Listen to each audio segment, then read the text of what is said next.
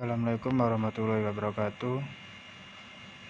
Saya Muhammad Rifki Hidayat, NIM 147. Saya akan mempresentasikan analis audit sistem informasi berbasis COVID-5. Latar belakang: PT Telkom memiliki sistem informasi manajemen bina lingkungan (SIMBL) yang diharapkan dapat menjadi role model bagi seluruh BUMN maupun pembina dan pelaksana bina lingkungan dalam penyaluran dana publik. Namun, unit Community Development Center PT Telkom belum pernah melakukan evaluasi terhadap sistem informasi atau teknologi informasi yang telah diterapkan dari sisi kemajuan mencapai tujuan serta nilai tata kelola dan manajemen teknologi informasi. Tujuan dilakukan audit: mengetahui kondisi performansi tata kelola teknologi informasi pada SIMBL unit CDC PT Telkom berdasarkan domain DSS COVID-5, menilai level kapabilitas proses dan memberi rekomendasi berdasarkan temuan-temuan audit pada domain DSS COVID-5 sebagai dasar-dasar perbaikan dan pengembangan tata kelola teknologi informasi pada SIMBL unit CDC PT Telkom. Visi dan misi CDC PT Telkom. Visi menjadi perusahaan yang terbaik di dunia di dalam bangunan komunitas demi berkelanjutan bisnis dan reputasi perusahaan. Kebutuhan untuk mencapai sasaran strategis bina lingkungan: 1. Melibatkan masyarakat dalam proses kinerja sosial perusahaan. 2. Melakukan inovasi untuk melakukan transformasi dalam pengembangan teknologi TEM yang keberadaannya sangat dirasakan masyarakat. 3. Menerapkan investasi sosial yang bertanggung jawab. 4. Mendukung program pendidikan terutama yang mempunyai keterbatasan akses sumber daya dan pembangunan budaya yang berbasis kearifan lokal. 5. Memfasilitasi program kesehatan masyarakat melalui penggunaan domain. COVID-5 memiliki domain yang terbagi dalam domain governance dan manajemen. Masing-masing domain memiliki proses yang memungkinkan untuk mencapai tujuannya. Satu domain berasal dari governance dan 4 lainnya berasal dari manajemen. Domain yang berasal dari area governance of enterprise IT adalah evaluate, direct, dan monitor, yang terdiri dari 5 proses, sedangkan domain yang berasal dari manajemen of enterprise IT sejalan dengan tanggung jawab pada area plan, build, run, dan monitor. Proses COVID-5. Adapun proses yang dipecah ke dalam masing-masing domain sebagai berikut: Alik, plan and organize dengan 3 proses, build, acquire, dan implement dengan 10 proses, deliver, service and support dengan 6 proses, monitor, evaluate, and assess dengan 3 proses, dan lain-lain.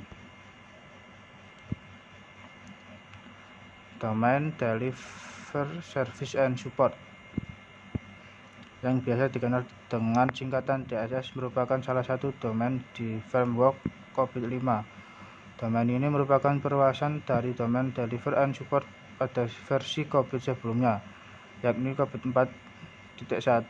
Domain DSS menitik beratkan pada proses pelayanan TI dan dukungan teknisnya yang meliputi hal keamanan sistem, kesinambungan layanan, pelatihan, dan pengelolaan data yang sedang berjalan. Metodologi penelitian.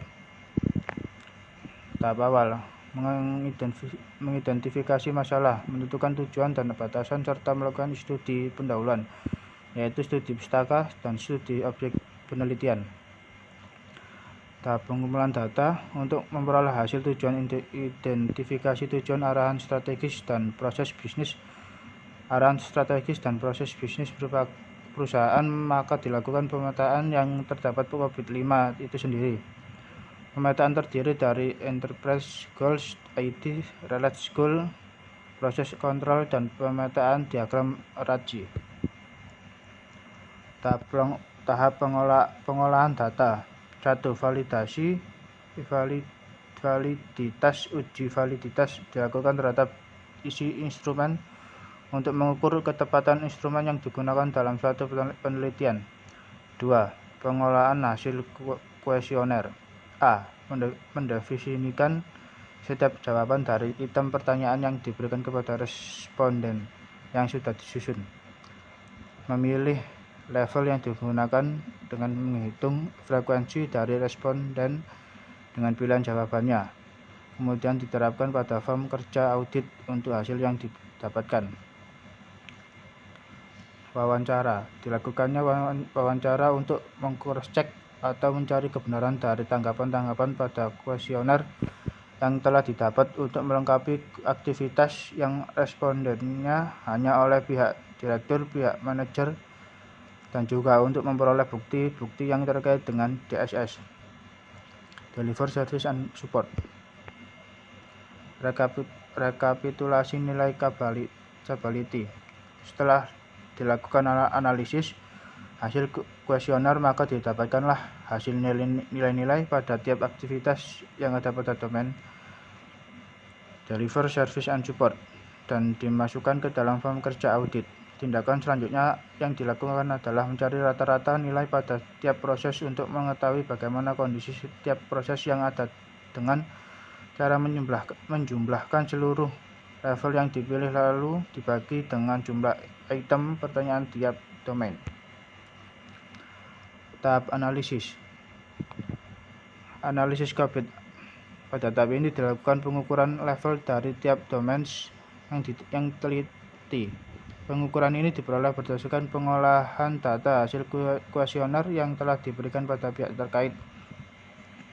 Analisis rekomendasi. Tahap ini berdasarkan analisis gap antara level existing yang telah diperoleh dari hasil pengukuran target level kapabilitas perusahaan. Adapun target level kapabilitas yang diinginkan sebagai tujuan yang ingin dicapai diperoleh berdasarkan wawancara yang dilakukan dengan pihak unit CDC PT Telkom. Rekomendasi tersebut didapatkan dari analisis gap dari tingkat kematangan aktual dan kematangan yang diinginkan. Rekomendasi umum keseluruhan proses. 1. Memperketat kontrol terhadap proses yang berlangsung untuk mempertahankan proses yang sudah berjalan cukup baik. 2. Membuat inovasi-inovasi terhadap proses bisnis agar berjalan variatif ke arah yang lebih baik. 3. Berdasarkan prioritas, maka domain yang masih tertinggal adalah DSS 04, yaitu Manage Continuity. Maka perlu dilaksanakan terlebih dahulu rekomendasinya untuk meningkatkan performansi dalam berlangsungnya bisnis proses. 4. Meningkatkan dan konsisten dalam mengontrol dan mengevaluasi mencapai terhadap blueprint 5 tahunan, khususnya kontrol dan evaluasi per 3 bulan dan per tahun. Sekian presentasi saya. Apabila ada kesalahan mohon dimaafkan. Assalamualaikum warahmatullahi wabarakatuh.